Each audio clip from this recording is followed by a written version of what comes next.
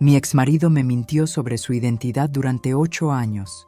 Mi nombre es María Teresa Aguilar de Luna, tengo 68 años y hoy voy a compartir con ustedes un pedazo de mi vida que nunca tuve el valor de contar. Antes de comenzar, quiero pedirte a ti que estás viendo este video, que dejes tu like, te suscribas al canal y me cuentes en los comentarios desde dónde me estás viendo. Eso me ayuda mucho a seguir compartiendo mis experiencias de vida con ustedes. Todo comenzó una madrugada de 1982, cuando el teléfono de la casa sonó con ese timbre largo y metálico que se quedaba clavado en el pecho. Eran casi las 3 de la mañana. Contesté medio dormida y una voz de mujer, quebrada, con acento del norte, preguntó por Ramiro, mi esposo. Lo llamó por otro nombre, uno que nunca había escuchado en mi vida. Pensé que se había equivocado, pero antes de colgar, la mujer dijo algo que me heló el alma. Dígale que su hijo está enfermo. En ese momento, sentí que el aire se rompía dentro de mí. No dije nada.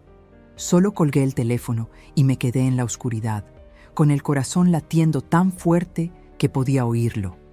A mi lado, él dormía como si nada. Me quedé mirándolo largo rato, intentando reconocer en su rostro al hombre que creía conocer. Pero algo dentro de mí, una voz suave, antigua, me susurró que esa llamada no había sido un error.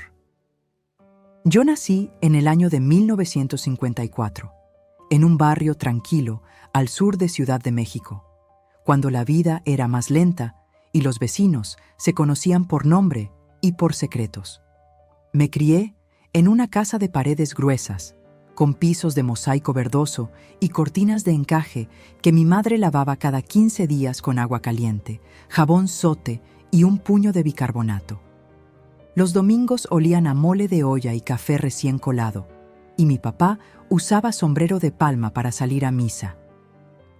Era un hombre serio, trabajador, que nunca levantaba la voz, pero con una sola mirada te hacía enderezar la espalda. Mi madre, en cambio, era una mujer fuerte, de esas que no se doblan aunque la vida les dé con todo. Ella siempre decía que las mujeres teníamos que aprender a mirar debajo de la mesa, a escuchar lo que no se dice. En esa época, yo soñaba con casarme con alguien que me cuidara, tener 2 hijos, una cocina con cortinas rojas y un radio grande encima del refrigerador. Estudié hasta segundo de secundaria, porque en esos tiempos no era común que las mujeres siguieran estudiando mucho. A los 15 ya ayudaba en casa, cocinaba, tejía y cuidaba a mis hermanos menores. Me gustaba levantarme temprano, peinarme con trenzas apretadas y usar vestidos con estampados florales que yo misma cosía con una máquina Singer que heredamos de mi abuela. Era muy ingenua, la verdad. Me creía todo lo que leía en las revistas Vanidades o en las novelas que pasaban por la radio. Para mí, el amor era un destino, algo que te encontraba un día de casualidad, como una carta olvidada en un cajón. Y así lo conocí. Un martes cualquiera, mientras iba al mercado a comprar jitomates y cebollas para la comida, lo vi parado frente al puesto de don Laureano, preguntando por una dirección. Alto, bien peinado, con una sonrisa tímida y un reloj de pulsera que brillaba con el sol. Llevaba una camisa azul celeste metida dentro del pantalón, un cinturón de cuero gastado y zapatos bien boleados. Se notaba que no era de por aquí. Me preguntó cómo llegar a la calle Arenal, y yo, con una voz que apenas me salió, le expliqué el camino. Me agradeció con una reverencia ligera y siguió su camino. Pero algo en su manera de mirar, en la forma en que se despidió, me dejó temblando por dentro. Esa noche no pude dormir. Soñé con él, con sus ojos color miel y su voz pausada. Al día siguiente, lo volví a ver, y al siguiente también. Decía que había llegado desde Hermosillo por trabajo, que era ingeniero civil y que andaba supervisando una obra cerca del canal. Me hablaba con palabras bonitas, siempre con respeto, y traía dulces de tamarindo o pequeñas flores silvestres que encontraba en el camino. Mi madre no se tragaba su cuento. Muy fino para ser de obra, decía, pero yo no quería escucharla. ese tiempo, yo ya tenía 20 años y sentía que se me iba el tren, como decían antes. La mayoría de mis amigas ya estaban casadas o con hijos, y él, con su aire de misterio y su manera de tratarme, me hacía sentir vista, especial. Me hablaba de otros estados, de cómo se construían puentes y edificios, de su gusto por la música de tríos y de su deseo de tener una familia estable, lejos de escándalos y complicaciones. Todo lo que yo quería oír, él lo decía. Poco a poco, comenzó a acompañarme al mercado, a las misas de domingo, y un día llegó con una caja pequeña, forrada con papel dorado. Dentro había un anillo sencillo, de oro delgado, con una piedrita blanca en el centro. Me pidió que me casara con él, y yo, sin pensarlo demasiado, dije que sí. Me sentía tan segura, tan elegida, que no se me ocurrió dudar. Nos casamos por el civil un viernes de noviembre, con una comida modesta en el patio de mi casa. Tamales, arroz rojo, refrescos de vidrio y una radio sonando boleros. Nadie de su familia vino. Dijo que estaban lejos, que no podían viajar, que su madre estaba enferma. Yo lo acepté. Cerré los ojos a todo lo que no entendía. Pensé que el amor era así. Confiar aunque no sepas todo, entregarte sin condiciones. Y eso hice, sin saber que, muchos años después, esa fe ciega me iba a costar más caro que cualquier pecado. Yo sé que ahora, contando todo esto tantos años después, parece imposible no haber visto las señales, pero en aquel tiempo, cuando Ramiro llegó a mi vida, lo hizo con una suavidad que parecía sacada de un sueño. Tenía una forma de hablar pausada, como si cada palabra la pensara antes de dejarla salir, y eso a mí me daba paz, porque venía de una casa donde los hombres hablaban golpeado, rápido, como si no tuvieran tiempo para nadie. Con él era diferente. Me escuchaba, me miraba a los ojos cuando hablaba, y siempre me preguntaba cómo había estado mi día, qué había cocinado, si había dormido bien. En una época donde la mayoría de los hombres esperaban que una mujer sirviera en silencio, Ramiro se sentaba conmigo a pelar papas, me ayudaba a subir los garrafones de agua, me traía pan dulce de la panadería cada jueves, porque decía que mi cara se iluminaba con los cuernitos de mantequilla. Cuando me venía a ver, siempre traía el cabello peinado con agua de rosas, esa que vendían en botellas verdes, y olía a jabón chimbo y a loción barata, pero para mí era el perfume más varonil del mundo. Un día me llevó al bosque de Chapultepec. Llevó una canasta con tortas de jamón, naranjas peladas en una servilleta y 2 Coca-Colas bien frías envueltas en periódico. Nos sentamos bajo un árbol, y mientras los niños corrían detrás de una pelota y un señor vendía algodones de azúcar, él me tomó la mano y me dijo que conmigo quería formar un hogar. Me hablaba de tener un terreno propio, de construir poco a poco una casa con jardín, de ver a nuestros hijos crecer en un lugar donde no faltara el pan ni el cariño. Era tan fácil creerle. Decía que trabajaba en una empresa constructora, que por eso no tenía horarios fijos, que a veces salía muy temprano y volvía muy tarde, o que tenía que viajar por trabajo. Y cuando no podía venir, me dejaba cartas. Esas cartas eran lo más bonito que alguien me había escrito en la vida. Usaba papel de rayas, de ese que vendían por pliegos, y su letra era firme, inclinada hacia la derecha. Me contaba lo que había comido, lo que había soñado, lo mucho que me extrañaba. A veces me dibujaba flores, corazones, un par de casas con chimenea, y firmaba siempre igual: tu Ramiro, el que no sabe vivir sin ti. A mí me latía el corazón tan fuerte al leerlas que tenía que sentarme un rato. Las guardaba en una cajita de madera con una foto nuestra que nos tomó un señor con cámara de fuelle en la Alameda. Él vestido de traje gris, yo con mi blusa blanca de holanes y una trenza sobre el hombro. Siempre me decía que me veía hermosa, aunque yo supiera que tenía los dientes chuecos y una nariz que nunca me gustó. Pero él me miraba como si fuera la única mujer en el mundo. Cada 14 de febrero me regalaba algo: un par de aretes de fantasía, un pañuelo bordado con mi inicial, un cassette con canciones grabadas del radio. Me acuerdo que en uno puso Gema de los Dandies y al final me había dejado un mensaje grabado: para la gema más valiosa que he encontrado. Me derretí. ¿Cómo no iba a enamorarme? Me llevó 2 veces al cine Carrusel, y vimos Fiebre de sábado por la noche y Grease, pero no entendíamos mucho el inglés. Aún así, nos reímos, comimos palomitas y me apretó la mano todo el tiempo. Mis amigas decían que yo tenía suerte, que se notaba que él me adoraba, y yo también lo pensaba. Con el tiempo, me fui acostumbrando a su presencia. A que llegara los fines de semana con bolsas del mercado, a que me ayudara a colgar la ropa, a que arreglara las goteras del baño. Decía que era muy hábil con las manos, y lo era. Sabía cambiar un enchufe, reparar una silla, hasta me hizo una repisa para mis libros. Era el tipo de hombre que toda mujer quería tener a su lado. Cuando me pidió matrimonio, no lo dudé. Me llevó a la Lagunilla a buscar un vestido sencillo pero bonito, blanco con bordados y manga corta.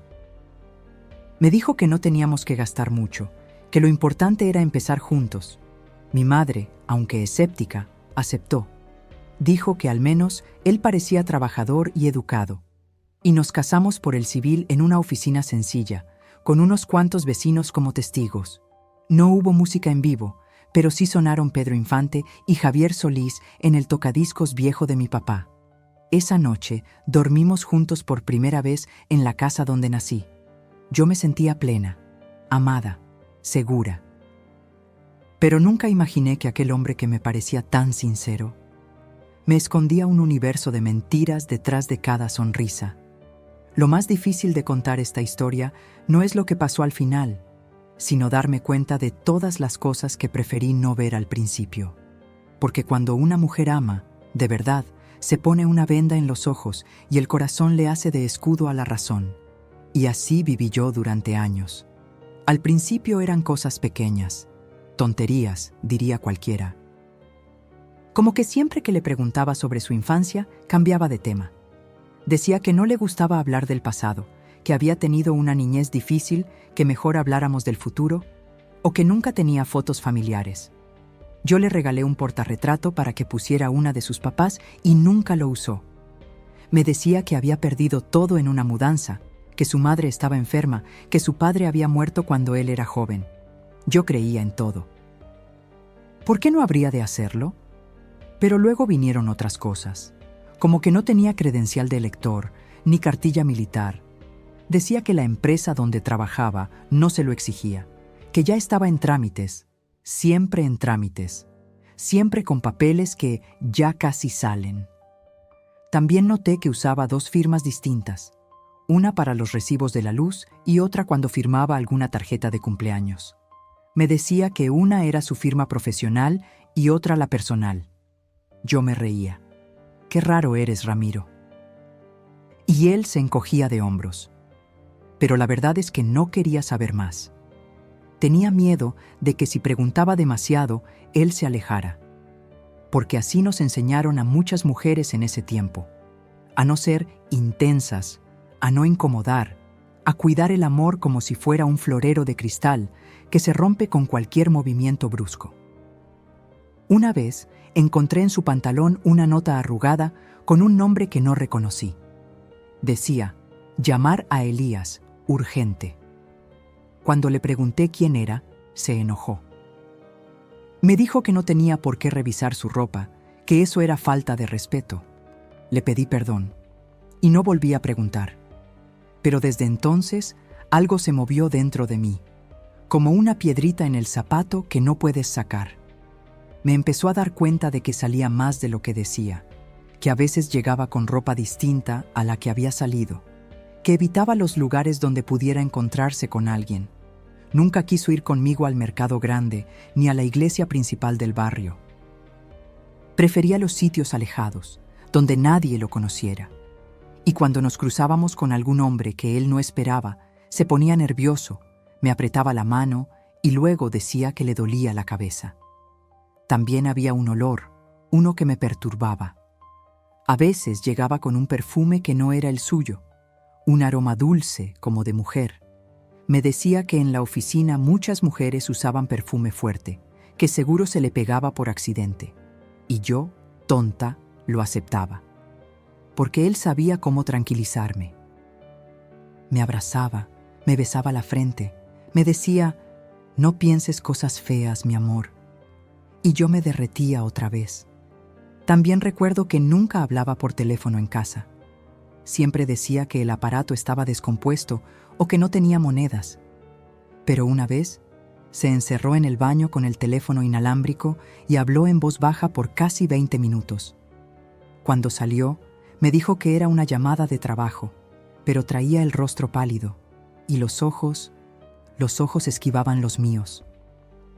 Había días que desaparecía sin explicación. Decía que lo habían mandado a supervisar una obra en Toluca, o en Cuernavaca, o en Puebla. Yo me quedaba sola, con la radio encendida para no sentir el silencio tan pesado. Me ponía a bordar, a hacer pan de elote, a planchar la ropa mientras en la XCW sonaba Costumbres de Rocío Dúrcal. Y mientras lo esperaba, me repetía que él era un buen hombre, que no debía desconfiar. Porque eso también me lo decía seguido. Las mujeres que dudan arruinan su matrimonio. Y yo no quería arruinar nada. Guardé cada una de esas dudas como quien guarda cartas marcadas en una caja, sin abrirlas, sin leerlas, solo esperando que desaparezcan solas. Hasta que un día, la caja se abrió sola, y ya no hubo forma de volver a cerrarla. Vivir con Ramiro era como estar en una película antigua que repetían una y otra vez, con las mismas escenas y las mismas frases, solo que yo no me daba cuenta de que algo no encajaba en el guión. Los primeros años de casados fueron tranquilos, o al menos eso pensaba yo. Nos levantábamos temprano, a las 6, cuando el cielo todavía era azul oscuro y los gallos del vecino ya habían cantado. Yo preparaba café de olla con canela, servía pan de dulce y él leía el periódico, aunque rara vez hablaba de las noticias. Decía que la política le daba flojera. A veces salía antes de que saliera el sol. Se ponía su camisa de mezclilla, sus botas cafés que nunca quiso cambiar aunque ya tuvieran la suela desgastada, y una gorra con el logotipo de una empresa que jamás pude verificar si existía. Decía que no podía llevarme a su trabajo porque había reglas estrictas, que no permitían visitas. Y yo lo aceptaba, porque entonces una esposa no cuestionaba esas cosas. Se suponía que la casa era mi mundo y el suyo empezaba en la calle. La casa era pequeña pero acogedora. Una sala con sillones forrados en plástico, una televisión blanco y negro que a veces había que golpear para que se viera la imagen, y un comedor con mantel de hule floreado.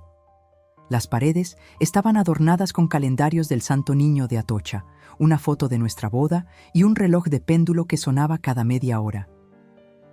A mí me gustaba mantenerlo todo limpio, con olor a pinol y jabón de lavanda. Ponía música en el radio mientras trapeaba. José José, Lupita D'Alessio, a veces Juan Gabriel. Ramiro tenía sus manías. Le gustaba que la comida estuviera caliente cuando llegaba, que el arroz no se pasara, que la ropa estuviera planchada con almidón. Nunca me gritó, pero tenía una forma de quedarse callado que dolía más que cualquier reclamo. Y cuando me miraba con esos ojos serios, yo me sentía chiquita, como una niña regañada. Los fines de semana eran raros. A veces estábamos juntos todo el sábado, íbamos al tianguis, comprábamos carnitas o barbacoa y comíamos viendo Siempre en Domingo. Otras veces decía que tenía que salir a ver a un cliente o supervisar una obra. Volvía tarde, con olor a calle, con una expresión que no sabía leer. Nunca quiso celebrar nuestro aniversario. Decía que eran inventos, que el amor se demostraba cada día. Yo, entonces, preparaba su comida favorita en silencio, enchiladas rojas con queso fresco o calabacitas con elote. No había visitas en casa. Él decía que no tenía familia en la ciudad, que los amigos del trabajo eran pura gente falsa. Yo también fui dejando de ver a las mías, porque cuando estás casada con alguien así, poco a poco te vas aislando sin darte cuenta. Mis hermanas me preguntaban por qué nunca lo veían en las reuniones, por qué nunca hablaba de sus padres. Yo me reía, cambiaba de tema, pero por dentro algo se me apretaba. Una vez, una vecina me dijo que lo había visto cerca del centro con una mujer. Yo lo confronté, suave, casi riendo, como si fuera una tontería. Él me miró fijo y me dijo: ¿tú también vas a empezar a inventar cosas? Después de eso, me prometí no volver a mencionarlo. Me aferré a la idea de que todas las parejas tenían secretos, que el amor era aguantar. Y así siguieron pasando los años. Celebramos la llegada del Mundial del 78 comiendo tortas de milanesa frente a la tele. Vimos crecer a los hijos de los vecinos. Enterramos a mi madre sin que él soltara una lágrima. Y sin darme cuenta, los días se volvieron semanas, las semanas meses y los meses años. 8 años. 8 años en los que compartimos cama, comida, silencios y sonrisas. 8 años en los que lo miré dormir sin saber quién era realmente. A veces, cuando barría el patio al atardecer y caían las hojitas secas del pirul, pensaba en cómo había cambiado mi vida, en lo lejos que estaba esa muchacha que soñaba con un amor limpio, transparente, pero enseguida sacudía la cabeza, me amarraba bien el delantal y me decía: no pienses tonterías, María Teresa, tienes un hogar, tienes un marido, eso basta, porque eso nos enseñaron, a conformarnos, a callar, a fingir que las grietas no existen, hasta que un día, una de esas grietas se convirtió en abismo. Ahora que miro hacia atrás, me doy cuenta de que mi madre siempre lo supo. Desde el primer día que Ramiro cruzó la puerta de nuestra casa, ella lo miró con esos ojos que no se dejaban engañar por trajes ni sonrisas. Mi madre era una mujer recia, curtida por los años y las pérdidas. Había enviudado joven y criado sola a 5 hijos, limpiando casas ajenas, vendiendo dulces de amaranto en la escuela del barrio y rezando todas las noches para que ninguno de nosotros se perdiera en el camino.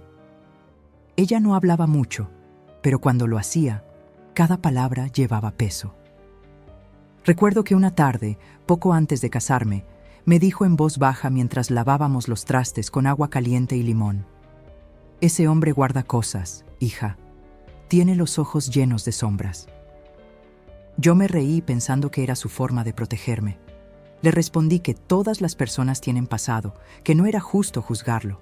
Y ella solo murmuró: sí, pero hay pasados que se ocultan por vergüenza y otros por peligro. Me lo dijo así, sin levantar la voz, sin mirarme directamente, como si supiera que yo no estaba lista para escuchar. Otras veces me lanzaba frases envueltas en refranes, como hacía siempre cuando quería advertirme sin parecer dura. Un hombre sin historia es como una casa sin cimientos, se cae con el primer temblor, o el que mucho calla, algo guarda. Yo fingía no entender, la abrazaba y le decía que todo estaba bien, que Ramiro me quería, y es que él sabía cómo manipular a los demás. Con mi madre era educado, pero distante. Le llevaba flores en su cumpleaños, ayudaba con alguna reparación, pero nunca se quedaba mucho tiempo en su presencia. Ella, en cambio, lo observaba en silencio.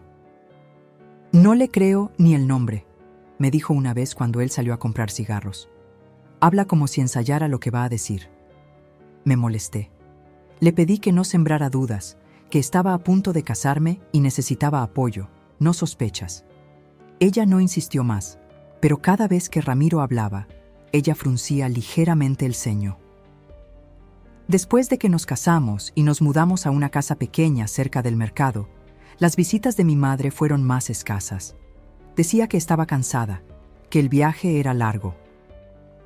Pero yo sentía que simplemente no quería estar cerca de él. Aún así, siempre me preguntaba por teléfono: ¿te trata bien? ¿No te falta nada? ¿Está contigo de verdad o solo pasa? Y yo respondía lo que toda hija enamorada responde: todo está bien, mamá. Pero no estaba. Las pequeñas cosas empezaban a acumularse. Una vecina, doña Imelda, también comentó una vez algo que me incomodó. Me dijo: ese hombre tuyo como que cambia el tono cuando habla por teléfono. ¿No has notado? Me reí. Le dije que era su imaginación, que seguro confundía. pero en mi corazón ya se había sembrado otra semilla de duda. Y luego estaban los silencios, esos momentos en los que él parecía irse a otro lugar dentro de su cabeza. Se quedaba viendo la televisión, con la mirada fija pero sin ver. Yo le hablaba y no respondía. ¿En qué piensas?, le preguntaba. En nada, decía. Pero nadie piensa en nada, nadie.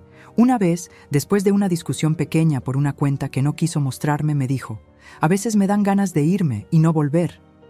Me reí nerviosa, preguntándole si hablaba en serio. A veces sí, respondió. Luego se disculpó, me abrazó, me dijo que estaba estresado por el trabajo. Pero esa frase se quedó colgada en el aire por días, como una telaraña invisible. También recuerdo que una de mis hermanas, Clara, me preguntó un día si sabía realmente con quién me había casado.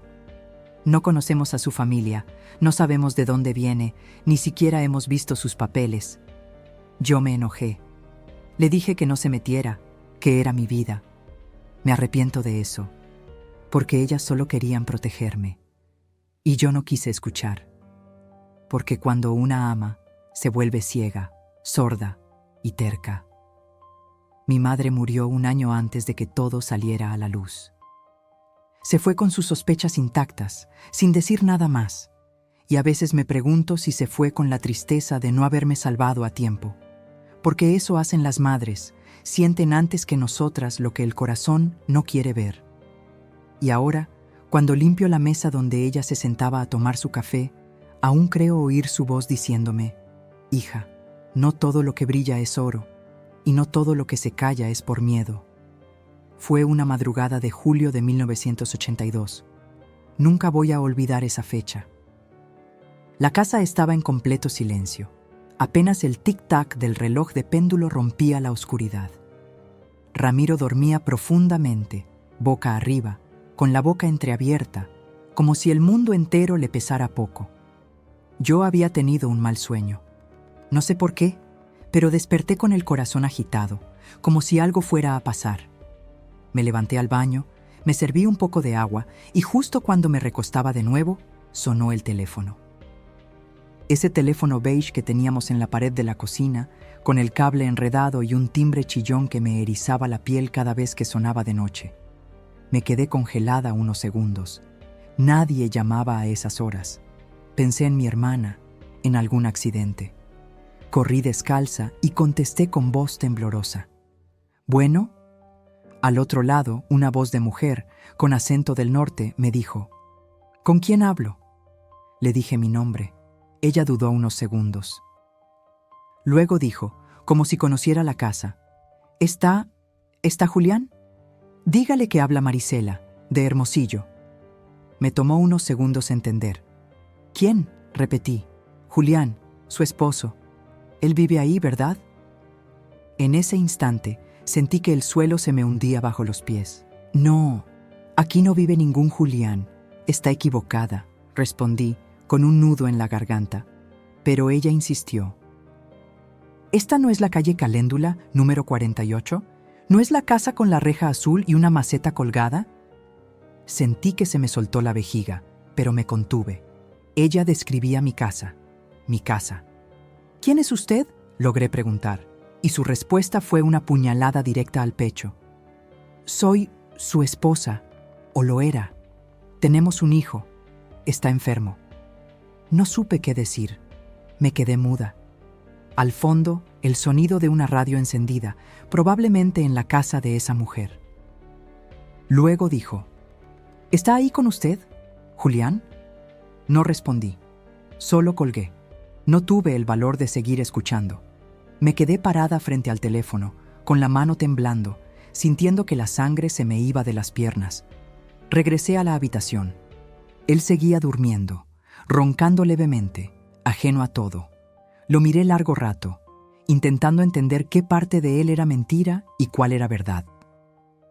Recordé todas las veces que se había ausentado, todas las fechas en las que no podía hablar por teléfono, todos los documentos que nunca mostró, todas las evasivas.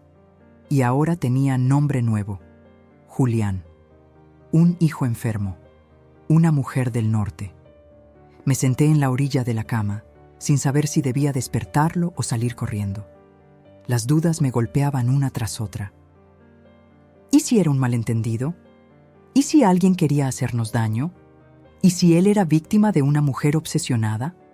Pero en el fondo, muy en el fondo, una parte de mí sabía que esa llamada no era un error, que esa mujer no estaba equivocada, que lo que yo había vivido durante 8 años era solo una mitad de su vida.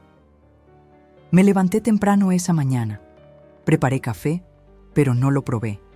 Él se levantó como siempre, bostezando, rascándose la cabeza, y me dio un beso en la frente. Me preguntó si había dormido bien. Le dije que sí. Mentí. No sabía cómo enfrentarlo todavía. No tenía pruebas, solo una llamada. Pero sabía que algo en mí ya había cambiado. Ya no podía mirar su cara sin escuchar esa voz diciéndome, Julián. Él salió como de costumbre, con su lonchera de aluminio y su termo con café. Me quedé sola, sentada en la mesa de la cocina, con la taza entre las manos. Me sentía una desconocida en mi propia casa, y supe que tenía que hacer algo. No podía quedarme esperando a que la verdad me cayera encima. Así empezó todo, con esa llamada, con una mujer lejana que, sin saberlo, me devolvió los ojos que yo había perdido por amor. Después de esa llamada, no pude volver a dormir bien. Cerraba los ojos y escuchaba su voz diciendo, Julián, como si me hubieran robado a mi marido con una sola palabra, pero no le dije nada. Decidí guardar silencio y observar, como me enseñó mi madre. Empecé a hacer lo que nunca había hecho en 8 años, mirar con atención. Su ropa, sus horarios, su forma de hablar, todo. Y poco a poco, comencé a juntar piezas sueltas, como si mi vida fuera un rompecabezas sin la foto de referencia. Lo primero que hice fue revisar su cartera mientras se bañaba. Tenía solo billetes y 2 boletos del autobús OCC, de ida y vuelta a Hermosillo, con fechas recientes. No lo había mencionado. Me temblaban las manos mientras los guardaba de nuevo. Luego revisé el ropero. En un bolsillo interior de su chaqueta gris, encontré un recibo a nombre de Julián Torres. No Ramiro, Julián. Confirmación. Mi corazón latía tan fuerte que pensé que se iba a salir por la garganta. No sabía cómo moverme en ese mundo nuevo. No había internet. No existía Google ni redes sociales. Si quería respuestas, tenía que buscarlas a la antigua. Empecé por el teléfono público de la esquina. Llevé un cuaderno viejo y lápiz en la bolsa del delantal. Marqué varias veces a cobro revertido, probando números con Lada de Hermosillo. Algunos no existían. En uno contestó una mujer. Dije que buscaba a Julián Torres. Colgó sin decir palabra. A la semana siguiente, fui a la biblioteca de la colonia y pedí ver directorios telefónicos. Allí, después de mucho buscar, encontré 3 direcciones con ese nombre en el estado de Sonora. Escribí todo. Me fui al registro civil local y pedí el acta de matrimonio mía con Ramiro. Era auténtica. A nombre de Ramiro Díaz Mejía. Pero entonces, ¿cómo podía tener 2 identidades? Un domingo, cuando él salió a revisar una obra, tomé un taxi al centro y me metí al archivo municipal. Con ayuda de una mujer mayor que trabajaba en ventanilla, revisé fichas de votación. Le mostré una foto de él, diciendo que era mi primo desaparecido. Tardó, pero volvió con un sobre. Me mostró una ficha antigua de un tal Julián Torres Vargas. La foto era la misma cara que yo conocía, solo con bigote más grueso. Me dieron dirección de residencia vieja, en otra colonia, barrio obrero. Tomé otro taxi. Fui sola. Toqué la puerta con el corazón a punto de estallar. Una niña de unos 10 años abrió. Le pregunté si vivía ahí el señor Julián. Me dijo que sí. ¿Mi papá?, dijo. Me quedé paralizada. Antes de poder decir otra palabra, una mujer salió, morena, flaca, con delantal de cuadros. Me miró de arriba abajo. Yo no sabía qué decir. Balbuceé. Disculpe, soy amiga del trabajo. ¿Está el señor Torres? Ella me miró con un odio seco. No trabaja más ahí. Y no está. Ya no vive aquí. Cerró la puerta sin más. Me quedé parada frente a la puerta sintiendo que el alma se me salía por la boca. Me regresé caminando hasta la parada más cercana. No tenía fuerzas, no podía llorar. Tenía que tragarme todo. En casa, él llegó como siempre, oliendo a sudor y metal, con su termo vacío y un plátano medio comido en la mochila. Me dio un beso en la mejilla. Le pregunté cómo le había ido. Me dijo que todo bien. Le sonreí. Pero por dentro yo ya no era la misma. Empecé a esconder cosas, a guardar pruebas, a anotar fechas, palabras, gestos. Me volví detective de mi propia vida. Saqué una libreta y comencé a escribir todo. Los nombres que decía por teléfono, las horas a las que salía, los días que se ausentaba. Escuchaba las conversaciones por detrás de la pared del baño. Una vez logré copiar un número que él había apuntado en un papel que dejó sobre la mesa. Lo marqué desde la tienda y volvió a contestar esa mujer del norte. Marisela, dijo. Colgué otra vez. Me sentía enloquecer. No sabía si gritaba o si lloraba. Era como estar atrapada en una película de suspenso, solo que la víctima era yo. Me obsesioné con saber la verdad. Empecé a preguntarle cosas sueltas, fingiendo interés. ¿Dónde nació? ¿Cómo era su mamá? ¿Cuál era su segundo apellido? Sus respuestas eran vagas, distintas cada vez. Yo anotaba todo.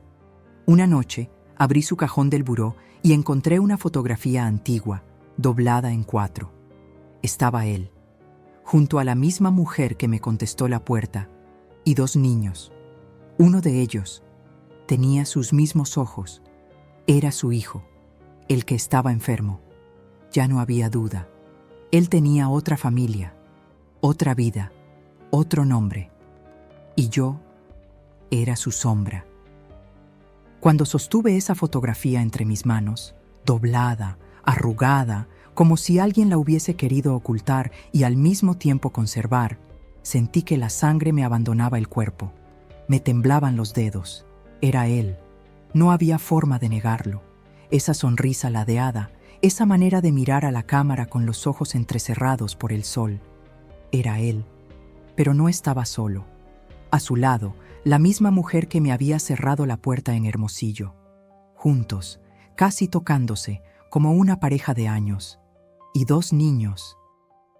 Uno, mayorcito, de unos 6 años, el otro más pequeño. Tenía la misma forma de los labios que Ramiro, o Julián. Ya ni sabía cómo llamarlo. No lloré en ese momento. Me quedé horas sentada en la cocina, con la foto sobre la mesa, viendo cómo la luz del atardecer pintaba de naranja las paredes. El radio seguía sonando en la sala, como si la vida no se diera cuenta de que la mía acababa de derrumbarse. Me costaba respirar. Recordaba cada vez que él me había dicho que no quería hijos, que no era su tiempo, que mejor esperáramos. ¿Esperar qué? Si ya los tenía. Ya era padre. Ya tenía una familia. Yo era el desvío, la excusa o la segunda casa. Me pregunté durante horas qué significaba todo eso. ¿Cuál era la historia verdadera? ¿Por qué se había casado conmigo si ya estaba casado antes? ¿Era posible que tuviera 2 matrimonios? ¿Y si el nuestro era falso? Me levanté como pude. Tomé mis papeles del matrimonio y al día siguiente fui al registro civil, esta vez con una excusa nueva, que necesitaba una copia certificada. La mujer me pidió el nombre de mi esposo. Dije, Ramiro Díaz Mejía. Buscó. Aparecía nuestra acta, sí. Pero cuando, con los nervios a flor de piel, pregunté si había alguna acta registrada a nombre de Julián Torres Vargas, ella me miró de reojo y me dijo que no podía darme esa información sin ser familiar directo. Sentí que me cerraban la puerta en la cara, pero eso me confirmó lo que ya sabía. Él tenía 2 identidades, 2 nombres, 2 historias. Me fui al archivo judicial, aunque me temblaban las piernas. No tenía cita ni sabía bien a dónde ir. Caminé pasillo tras pasillo, preguntando, escuchando murmullos, esquivando miradas. Al final, una señora mayor, con lentes de aumento y un crucifijo dorado en el pecho, me preguntó qué buscaba. Le conté parte. Le dije que creía que mi esposo había cambiado de nombre, que necesitaba saber si tenía antecedentes. Ella, con una mirada que mezclaba lástima y respeto, me dijo: «Espere aquí». Volvió media hora después con un papel doblado. Me lo mostró rápido, sin dejar que me lo llevara. Julián Torres Vargas, demandado por abandono de hogar en 1978, Hermosillo, Sonora. Sentí que las piernas ya no me respondían. Me sostuve de la pared. Me dio un vaso de agua. Y me dijo en voz baja: «Si fue capaz de abandonar una familia, puede volver a hacerlo». Salí de ahí como en trance. Tomé un camión de regreso a casa con los ojos clavados en el suelo. No quería ver a nadie. No quería que nadie me viera. Esa noche, cuando él llegó, lo miré como si viera a un desconocido. Me habló de su día. Me preguntó si quería ver una película en Canal 5. Le dije que no. Me encerré en la habitación y cerré con llave. Pensaba en todo. En cada vez que me dijo que me amaba. En cada vez que me pidió paciencia. En cada caricia que ahora parecía robada. Me invadió una mezcla de rabia, tristeza, asco y culpa. Porque durante 8 años había sido parte de una mentira que no era mía. Él dormía tranquilo, roncando en el sofá, mientras yo lloraba en silencio abrazando la foto de nuestra boda. Y la otra, la que lo mostraba con su verdadera familia. ¿Quién era ese hombre? ¿Qué más me había escondido? ¿Y si no solo era un mentiroso, sino también un delincuente? ¿Y si esa mujer no era la única? Me imaginé su doble vida, viajando, mintiendo, cambiando de nombre como quien cambia de camisa. Recordé que siempre evitaba hablar con los vecinos, que jamás permitía que nadie lo fotografiara, que nunca quiso tener una cuenta conjunta ni dejarme ver sus papeles. Era tan obvio, y yo tan ciega, me sentí usada, invisible. Como un fantasma que había vivido en su propia casa sin saberlo. La verdad, esa palabra que tanto había buscado me había destruido más de lo que imaginaba.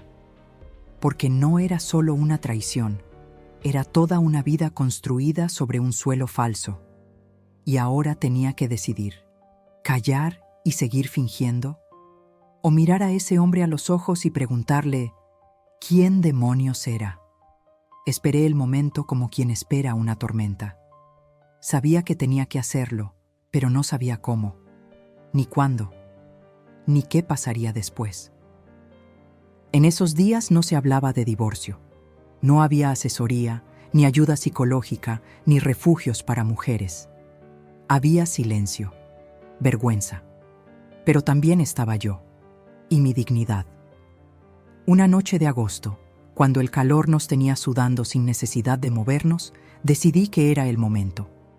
Él llegó como siempre, con su paso tranquilo, saludando al gato de la vecina, con una bolsa de pan dulce en la mano. Me preguntó si quería cenar. Le dije que ya había comido. Me senté frente a él en la mesa. Tenía las manos entrelazadas, apretadas, para que no me temblaran. Lo miré fijo, y le pregunté, sin adornos, ¿quién es Julián Torres? Al principio solo parpadeó. Me miró como si no entendiera. ¿Qué dices?, preguntó. Mi voz no titubeó.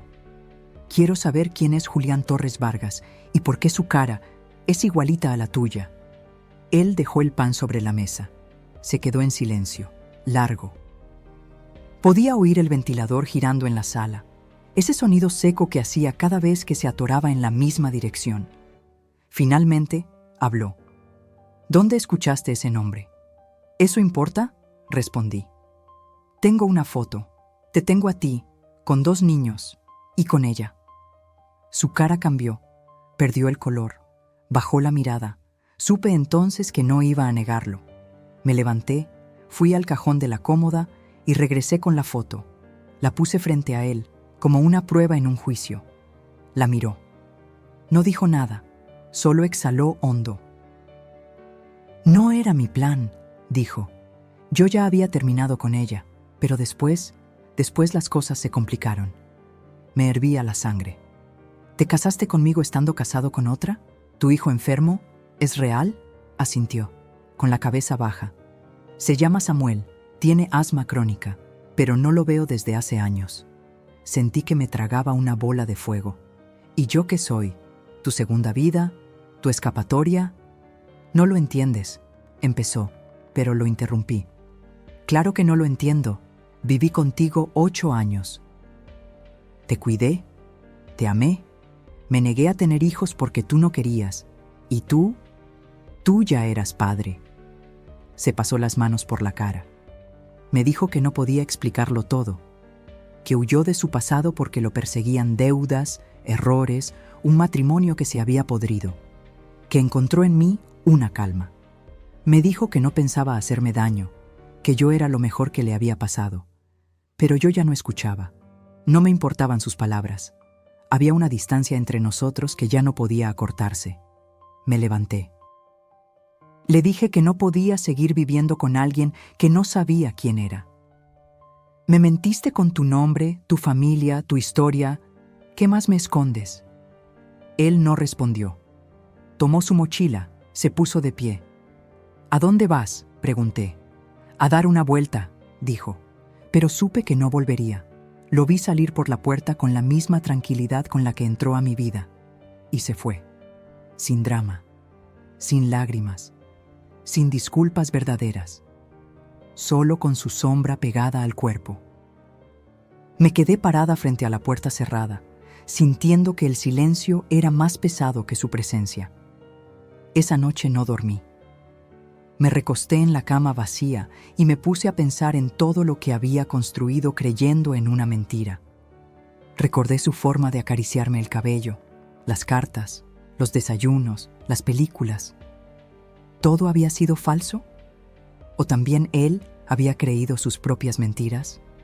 No lo sé, y quizás nunca lo sabré.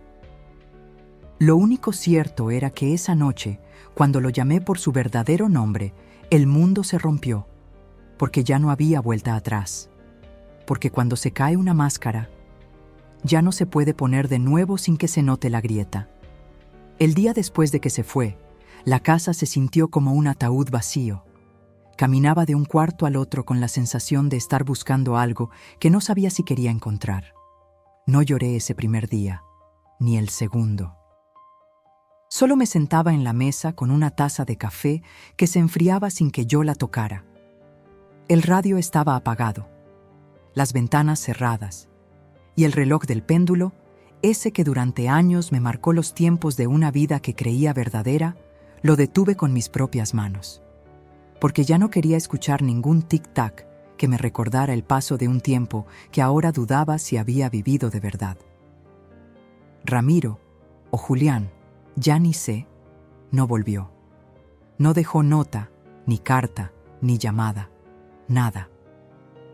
Se evaporó como el vapor de la olla cuando hierve y no se atiende. Los primeros días me sentía como una viuda, solo que sin entierro, sin pésames, sin cuerpo. No podía decirle a nadie. ¿Qué iba a decir? ¿Que mi esposo tenía otra familia? ¿Que me mintió sobre todo? ¿Que había vivido 8 años con un hombre que nunca existió? Me encerré. Apagué las luces. Dejé de cocinar. Comía pan seco, tomaba agua, dormía en la sala, con la televisión prendida solo para no oír mi respiración. Y las cartas las quemé, una por una. Las puse en una olla vieja del patio, les prendí fuego con cerillos y vi cómo se doblaban, cómo se convertían en ceniza las palabras que antes me hacían suspirar. Tu Ramiro, el que no sabe vivir sin ti. Mentiras. Todo era mentira. Me dolía hasta el cuerpo. Sentía los hombros pesados, las piernas frías, los dedos dormidos. Pero lo que más me dolía era el silencio, ese vacío que él dejó sin siquiera mirar atrás.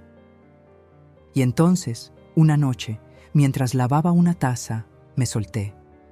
Lloré como no había llorado, ni cuando murió mi madre. Me agarré del fregadero, me arrodillé en el piso y lloré como si se me fuera el alma.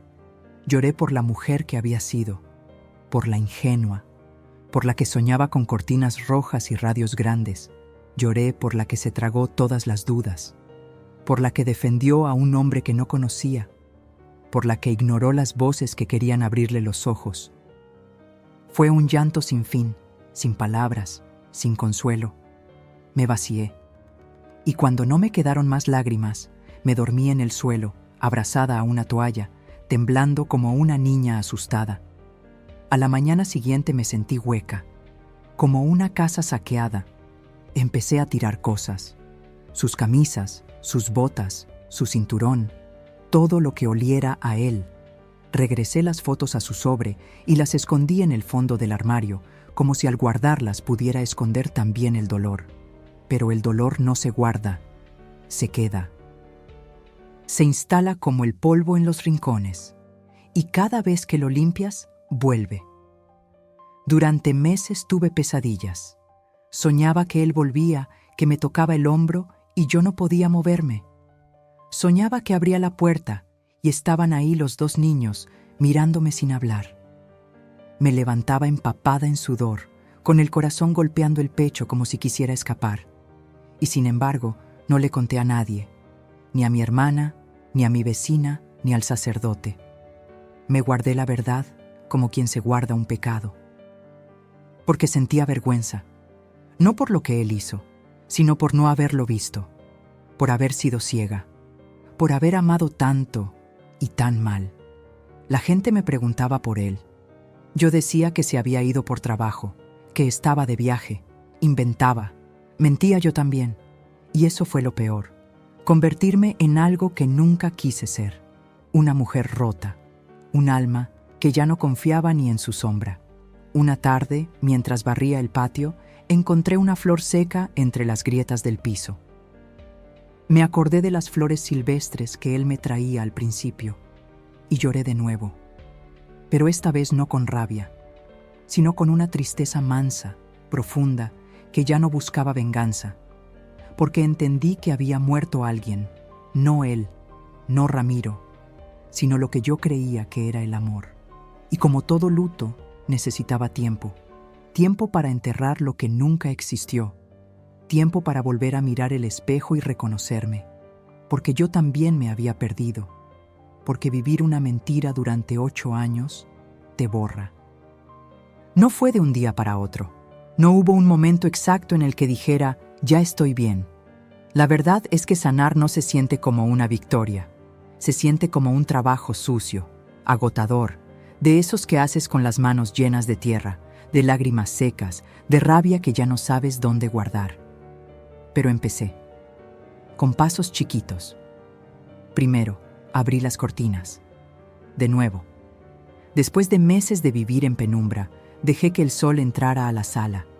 Me ardieron los ojos. No estaba acostumbrada a la luz. Como si mis pupilas también se hubieran acostumbrado a la mentira. Luego, barrí todo. El patio, la sala, la cocina.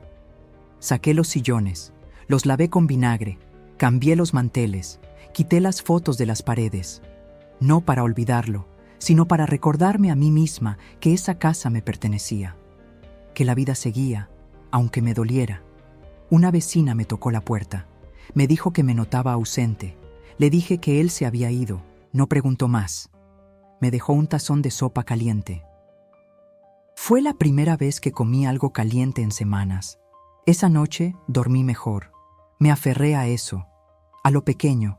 Empecé a salir, a caminar por la colonia, a ir al mercado sola, a sentarme en la banca frente a la iglesia y ver pasar a la gente. No buscaba a nadie, solo quería respirar, ver que el mundo seguía girando sin él. Me reencontré con mis hermanas. Una de ellas me preguntó si estaba bien. Le dije que no, que estaba viva, pero que todavía dolía. Lloramos juntas. Me abrazó como cuando éramos niñas. Fui a misa. Me senté en la última fila. No recé, solo escuché. Me quedé ahí, con el eco de las voces, con el olor a incienso, y por primera vez en mucho tiempo sentí paz. Empecé a escribir. Compré una libreta en la papelería de la esquina y me puse a escribir todo lo que recordaba, no para guardarlo, sino para sacarlo. Cada palabra que escribía era como escarbar una herida con las manos, pero también era curativa. Era mi forma de decirme a mí misma, Esto pasó, sí, pero no te define. Me invitaron a un grupo de mujeres en la parroquia, todas mayores, todas con historias. Una había sido abandonada con 4 hijos. Otra descubrió que su marido tenía un hijo fuera del matrimonio.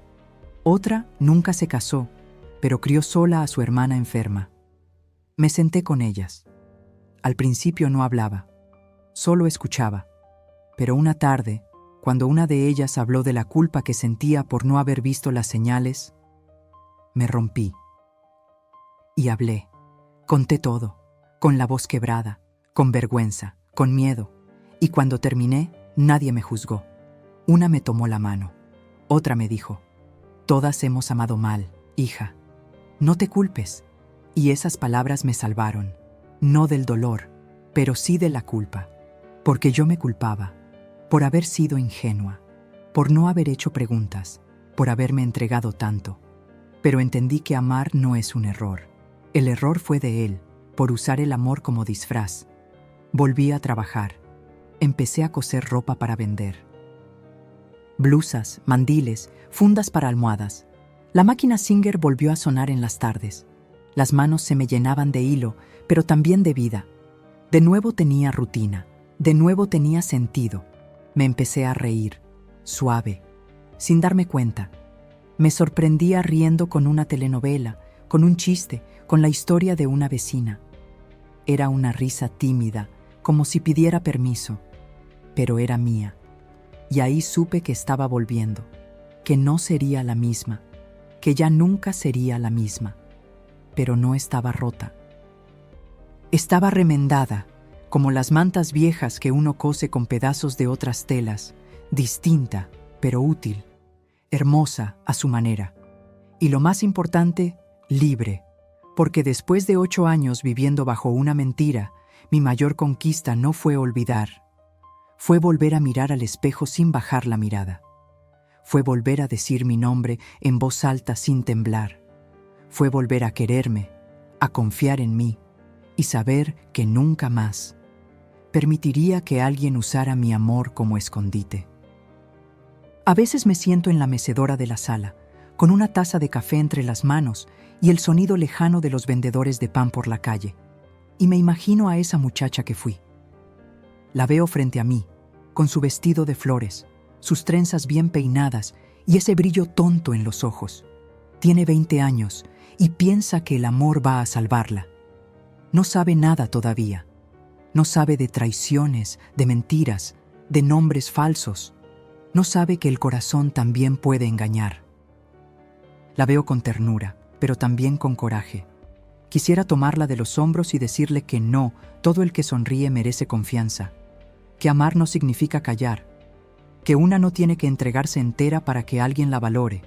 Si pudiera hablarle, le diría: «Hija, no ignores lo que tu corazón ya sabe. Escucha las señales, pregunta, mira, no bajes la cabeza por miedo a quedarte sola. A veces es mejor estar sola que mal acompañada». Le diría que no tenga vergüenza de sospechar, que las dudas no son pecado, que el instinto es sabio, que si un hombre oculta su pasado no es porque duela, es porque algo quiere que no veas.